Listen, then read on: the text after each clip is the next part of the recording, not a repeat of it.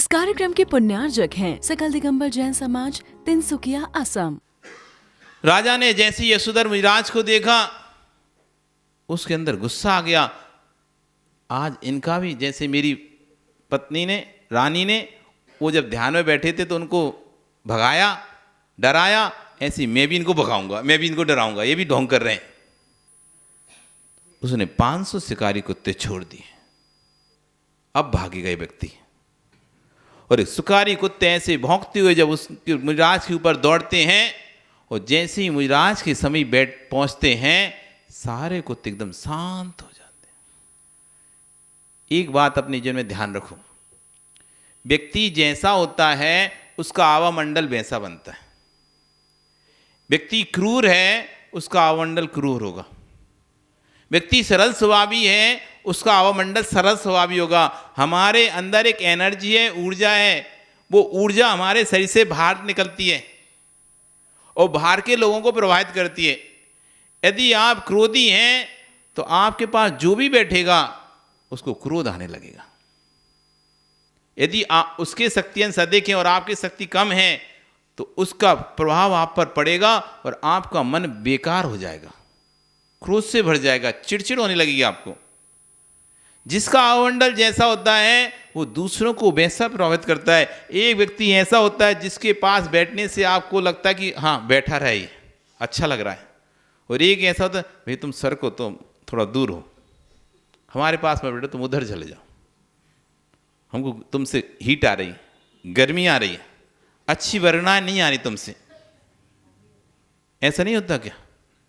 किसी व्यक्ति को बैठने से हमें अच्छा लगता है, हमारे पास आता है, और किसी के बैठने से हमको ऐसा लगता है कि कब जा रहा है, उठे तो यहाँ से। ना तो हमें उसके शरीर की सुगंध अच्छी लग रही है, ना उसका बोलना, ना उसका बैठना, ना उसका उठना, कुछ भी हमें अच्छा नहीं लग रहा है।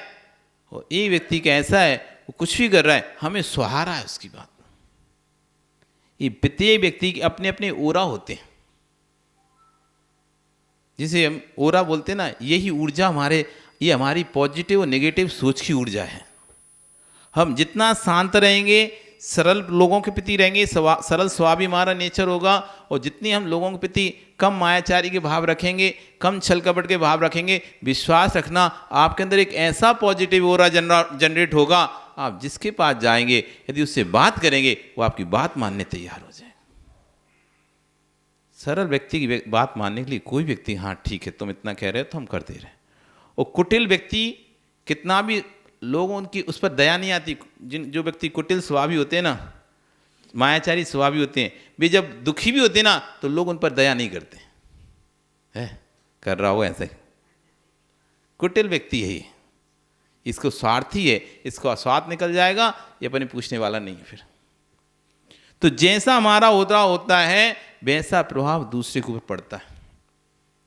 वही पंडित जी बोल रहे थे ना कि जन सैलाब उमड़ रहा है, सब आ रहे हैं, आबाल वृद्ध गोपाल, बाल गोपाल आबाल वृद्ध, सब धर्म के ऊपर खिंचे चले आ रहे हैं। ये क्यों खिंचे चले आ रहे हैं? क्योंकि सामने वाले का मन आपके प्रति समभाव है। उसको आपसे जरूरी नहीं कि आप पैसे वाले हो कि धनी हो, उससे हमें तुमसे कोई मतलब ही नहीं है कि तुम कितने पैसे वाले हो। तुम्हारे पास पैसा हो तब भी हमारा आशीर्वाद तुम्हारे लिए वैसा ही है, तुम्हारे पास नहीं है पैसा तब भी आशीर्वाद हमारा तुम्हारे लिए वैसा ही है। हमें तुम में भेदभाव नहीं है, इसलिए तुम्हें हम में भेदभाव नहीं है। यदि हमारा भेदभाव तुम्हारे साथ होता तो नियम से तुम्हारे अंदर भी भेदभाव के भाव पैदा हो ही जाते।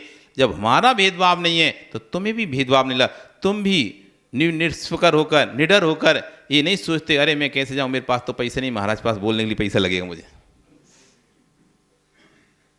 नहीं, आप जाते हैं, नमस्ते करते हैं। जैसे आशीर्वाद करोड़पति को मिलता है वैसे ही आशीर्वाद आपको मिलता है, तो आपकी भावना भी आने की होती है। तो जैसी सामने वाले की ओरा होता है, जैसी सामने वाले की भावनाएं होती हैं, वैसी सामने वाले की भावनाएं बन जाती हैं।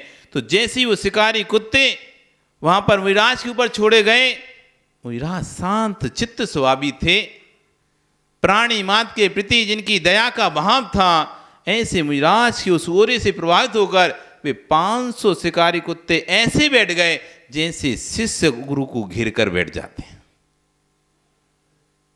राजा देखकर आश्चर्यचकित, ये क्या, बड़ा मंत्रवादी लगता है ये व्यक्ति, ये साधु बड़ा मंत्रवादी है, इसने कुत्तों को किलित कर दिया, क्या करना चाहिए। तभी एक मृतक सर्प दिखाई देता है। अज्ञानता में हम पाप तो कर बैठते हैं, अज्ञानता में बहुत सारे निर्णय कर बैठते हैं, अज्ञानता में बहुत सारे कार्य कर बैठते हैं, लेकिन जब ज्ञान होता है तब समझ में आता हमने हाय हाय मैंने क्या किया। अज्ञानता में व्यक्ति कुछ का कुछ कर देता है, लेकिन जब विवेक जागृत होता है, बुद्धि जागृत होती है,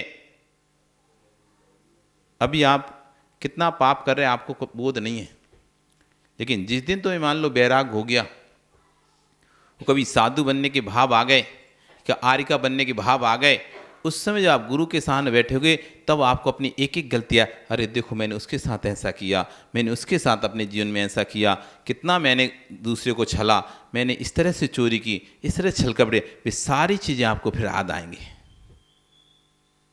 क्या क्या आपने जीवन में गलतियाँ की हैं, ये सब गलतियाँ फिर आपको याद आएंगी। और फिर जैसे अभी आप करते हो तो आपको पता नहीं रहता कि दूसरे को कैसा फील हो रहा होगा, लेकिन जब आप उसकी जगह पे आ जाते हो, अभी आप साधु नहीं हो, श्रावक हो, क्या हो, श्रावक हो, अभी आप कहते हो महाराज जी यहां नहीं जाओगे, महाराज ने, अब आपको फील नहीं हो रहा महाराज को कैसा फील हो रहा है, ठीक है। अब कभी तुम बन गए साधु, अब तुम बन गए साधु, और कोई श्रावक अब कह रहा है महाराज यहां नहीं जाओगे, उस समय अब आप अपने परिणाम देखना कि जब मैं श्रावक था, जब मैं ऐसे बोलता था, आज मेरे परिणाम देखो कि मुझे मना कर रहा है तो मुझे कितना दुख हो रहा है, और जब मैं श्रावक था मैंने मना किया था उनको कितना दुख हुआ होगा। कभी कभी ऐसी परिस्थितियां होती हैं, व्यक्ति सामने वाला जब कार्य करता है तब उससे नहीं होता, और कभी कभी जब वह खुद उस जगह पर आ जाता है, उस स्थान पर आ जाता है। पहले बहुत समाज में कई अनेक प्रकार के लोग होते हैं ना, तो कभी कोई लोग साधुओं को पसंद करते हैं, कोई लोग नहीं पसंद करते, ठीक है, तो कोई विरोध करता है, कोई समर्थन करता है, सब प्रकार के जीव, नाना जीवा नाना कम्मा, समाज में हर प्रकार के, हर वर्ग के, हर सदस्य, हर बुद्धि के व्यक्ति होते हैं। तो कभी कुछ ऐसे जीव भी होते हैं जो साधुओं को परेशान भी करते हैं, कभी ऐसे जीव भी होते हैं जो साधु का समर्थन भी करते हैं, कोई सहयोग भी करने वाले मिल जाते हैं, कोई असहयोग करने वाले मिल जाते हैं। असहयोग करने वाला जीव कभी यदि भविष्य में साधु बन जाता है, और फिर जब वो उसका असहयोग दूसरी समाज करती है, फिर वो समाज को गालियां देता है, वो समाज बहुत बुरी है, वो सहयोग नहीं करती, तब वो भूल जाता है जब तुम समाज के सदस्य थे, जब तुम पदाधिकारी थे, उस समय जब तुम समाज को चलाते थे, तुम भी तो इसी तरह का करते थे। उस समय सोचो, आज स्वयं बन गए हो तो अब दूसरे में बुराई दिखाई दे रही कि समाज खराब है, व्यक्ति को ऐसा क्यों नहीं करना चाहिए, साधु के साथ ऐसा नहीं कर। अब क्यों कर रहा है? क्योंकि उसको लग रहा है कि अब वो खुद हो गया ना, अब लग रहा है कि ऐसा नहीं होना चाहिए। अपने को हमेशा उस जगह रखकर निर्णय लेना चाहिए। जब भी हम निर्णय लें, इसकी जगह यदि मैं होता तो क्या मैं ऐसे रह सकता था? इस तरह जब आप सोचोगे, हमेशा दो तरफा से सोचना चाहिए। किधर से? दो दृष्टिकोण से सोचना चाहिए। इसी का नाम स्यादवाद है। स्वयं की दृष्टि से तो सोचो ही सोचो, हम तो क्या सिर्फ अपनी दृष्टि से सोचते हैं। अपनी दृष्टि से तो सोचना ही चाहिए, हमें दूसरे की दृष्टि से भी सोचना चाहिए। जो शतरंज का खिलाड़ी होता है वो सिर्फ अपनी दृष्टि से खेल नहीं खेलता। जो शतरंज का खिलाड़ी होता है अपनी दृष्टि से खेल नहीं खेलता, वो दूसरी की दृष्टि को भी खेल देखता है। मैं यदि ऐसा चल दूंगा, फिर इसके पास कौन कौन सी चाल है चलने को।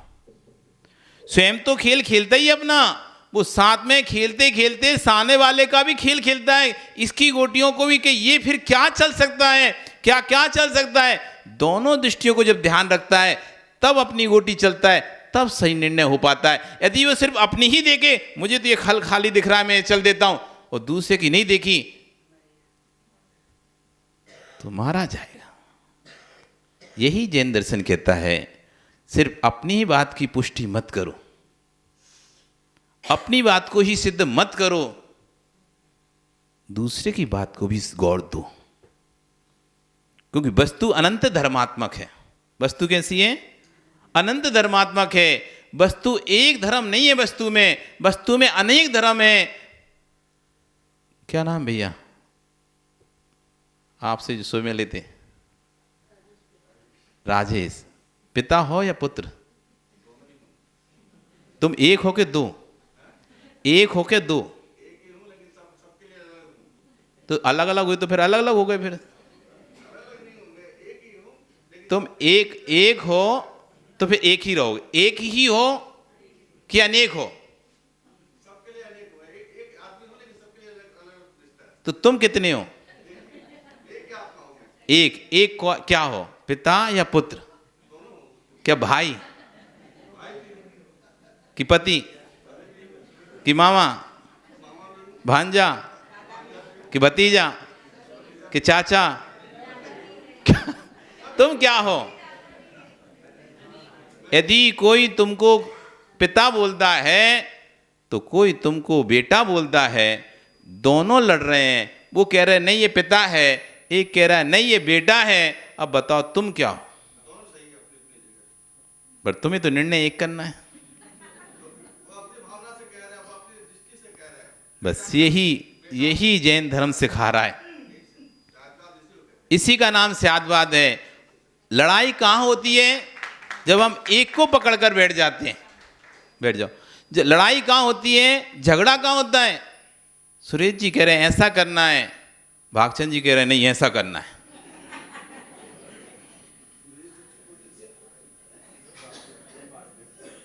तो फिर हुक्म क्या नाम है? हुलास जी कह रहे हैं नहीं ऐसा करना है। तो वहीं पुखराज आ गया, नहीं नहीं ये करना है। इन सब के बीच में फिर अजीत जी पंडित जी आ गए, नहीं ये करना है। अब बताओ बात कितनी सही होगी इनमें से?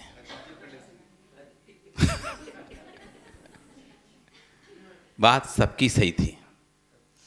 सब अपने अपनी दृष्टिकोण से उस बात को देख रहे थे। हर व्यक्ति एक नजरिया लिए होता है।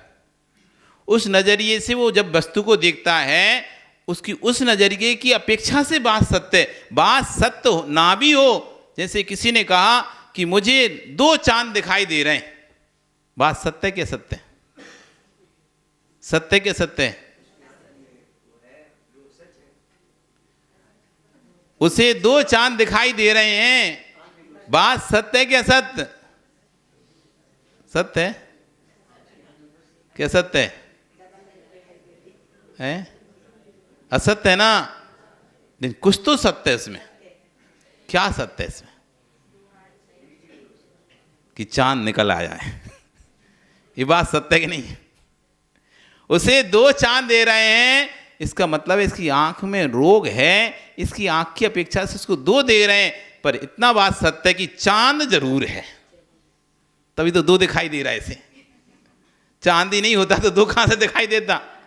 चांद निकल आया है। ये बात इसकी, इस बात में ये बात सत्यार्थता इसके अंदर है। अब पकड़ने वाला पकड़ लेगा, 2 चांद निकल गए, ये बात तो गलत है, लेकिन इतनी बात सत्य है कि आकाश में चांद जरूर आ चुका है। किस दृष्टि से कौन व्यक्ति क्या बात को कहता है, यदि हम उसकी दृष्टि नहीं समझेंगे तो हम सदैव उसकी बात को गलती स्वीकार करेंगे। जैन दर्शन क्या कहता है? दृष्टि को देखो। वस्तु अनंत धर्मात्मक है। एक वस्तु में अनेक धर्म है और आप सारे धर्मों को जान सकते नहीं हो। आप जब भी जानोगे तो वस्तु के अंश को ही जानोगे, पूर्ण वस्तु को नहीं जान पाओगे। आप जब भी जीव द्रव्य की बात करोगे तो जीव द्रव्य के कुछ ही गुणों को जान पाओगे। पुद्गल द्रव्य की बात करोगे तो पुद्गल द्रव्य के कुछ ही गुणों को जान पाओगे। पुद्गल के संपूर्ण गुणों को आप नहीं जान सकते, जीव के संपूर्ण गुणों को आप नहीं जान सकते। जितना आप जान रहे हैं मात्र उतनी वस्तु नहीं है। जितने वैज्ञानिक हुए खोज करते हैं, और आप जो पता नहीं कर पाते वो बात वो पता करते हैं। राहुल, पता करते ही नहीं करते। वैज्ञानिक जो वस्तु आप खोज नहीं पाते वो भी खोज लेते नहीं खोज लेते। लेकिन तब भी क्या कहते हैं, कभी तुमने पहले विज्ञान की पुस्तक पढ़ी हो, आओ खोजें, अभी इतना खोजा है आगे और खोजेंगे, अभी बाकी है, अभी इतना खोजा है आगे और बाकी है। वो भी ये नहीं कह पा रहे कि हमने पूरा वस्तु को जान लिया है, क्योंकि छद्मस के अंदर वो सामर्थ्य ही नहीं है, अल्प ज्ञानी के अंदर वो सामर्थ्य ही नहीं है जो वस्तु के सर्वांग को जान सके। मात्र एक केवल ज्ञान ही ऐसा है, अरिहंत परमेश्वरी एक ऐसे जीव हैं जो वस्तु के संपूर्ण अंगों को जानते हैं। बाकी छद्मस ज्ञानी, भानु चश्मा लगता है, दिखाई दे रहा है क्या? चश्मा हटाओ, अब देखो दिखाई दे रहा है क्या? तो बताओ वस्तु है कि नहीं है? कैसे पता? तो तुमने देख ली थी इसलिए तुम्हें लगा कि है। और मान लो शुरू से तुम्हें चश्मा नहीं होता और तुम आते और तुम कहते देखो दिख रहा है, तुम क्या बोलते? नहीं दिख रहा है, ये तो बोलते। यदि चश्मा नहीं होता तो महाराज जी कुछ नहीं, वहाँ पे खाली है। लेकिन तुम चश्मा लगाए थे, तुम्हें पहले से पता था इसलिए तुम देख लिए। और इसकी भी एक रेंज है, उस रेंज के बाद आपको नहीं दिखाई देगा और आप हमेशा यही कहोगे वस्तु नहीं है। आंख अच्छी है, आप जा रहे हो, आपको दूसरी चींटी दिख जाएगी। आंख खराब है, आप जा रहे हो, कहाँ है चींटी? नहीं है चींटी, तुम्हें फालतू चींटी दिखाई दे रही। आंख की रोशनी अच्छी नहीं है तो आपको वस्तु नहीं दिखाई, तो आप क्या मानते हो? वस्तु वैसी है ही नहीं है, परंतु वस्तु थी। आज बहुत से लोग तर्क देते हैं, रात्रि भोजन क्यों छोड़ना, रात्रि भोजन क्यों छोड़ना? पहले इसलिए छोड़ते होंगे रात्रि भोजन कि लाइटें नहीं रहती थी, अंधेरा रहता था तो कुछ भी खा जाएं इसलिए डर रहता था। अब तो इतनी सारी लाइटें, हम तो खूब लाइट जला के खाते हैं, एक एक देख लेते हैं, दिखता है। हम तो अब तो कोई खा ही नहीं सकते, अब इसलिए रात्रि भोजन नहीं छोड़ते हम। भाई इतने सूक्ष्म जीव हैं, तुम्हें लगता है कि तुम देख रहे हो, लेकिन इतने छोटे छोटे जीव होते हैं जो तुम्हारी आंखों से की नजर, आंखों की पकड़ में नहीं आते हैं। वे जीव उस भोजन में गिरते हैं। तभी तो सूक्ष्म जैसे यंत्र से जो वस्तु हमको पानी में जीव नहीं दिखाई देते, वे जीव भी सूक्ष्म जैसे यंत्र से दिखाई देने लगते ही नहीं लगते। तो ऐसा नहीं समझना कि तुम्हें जो दिख रहा है वही पूरा सत्य है, क्योंकि वस्तु संपूर्ण तुम्हें दिखाई नहीं दे सकती। संपूर्ण विषय यदि किसी का बनेगा तो केवली भगवान का ही बनेगा, और किसी का नहीं बन सकता। इसलिए स्यादवाद शैली को अपनाना ये हमारा जैन धर्म है। राजा ने 500 शिकारी कुत्ते छोड़ दिए, तब भी कुछ नहीं हुआ। एक सर्प दिखाऊ मारा और मुइराज के गले में डाल दिया। मुइराज उपसर्ग जानकर चारों प्रकार का आहार त्याग करते हुए, जब तक ये उपसर्ग दूर नहीं होगा तब तक मैं चारों प्रकार का आहार का त्याग करता हूं, और अपने स्थान पर समाधि लेकर बैठ गए। इधर राजा ने सोचा थोड़ी देर में भागेगा, मैं बैठा हूं इसलिए सांप नहीं निकाल के फेंक रहा है, डर के नहीं भाग रहा, लेकिन जैसे मैं यहाँ से पीठ करूंगा जल्दी से सांप निकाल कर भाग जाएगा। और ऐसे करके चला जाता है। 2 दिन व्यतीत होते हैं। दूसरे दिन की रात्रि में वो अचानक राजा हंसता है लेटे लेटे। तो रानी पूछती है आप अचानक हंस क्यों रहे हो? क्या अभी अपन कुछ काम कर रहे तो बैठे हंसी आती ना, याद आती तो अपन हंसने लगते हैं। तो उससे हंसी आ रही थी। तो रानी के क्या हुआ, ऐसा क्यों हंस रहे हो? अरे मैं इसलिए हंस रहा हूँ, मैंने अपना बदला ले लिया। कौन सा बदला? तुमने मेरे गुरु का अपमान किया था, मैं तुम्हारे गुरु का अपमान करके आ गया। इस कार्यक्रम की पुण्यार्जक थी सकल दिगंबर जैन समाज, तिनसुकिया, असम।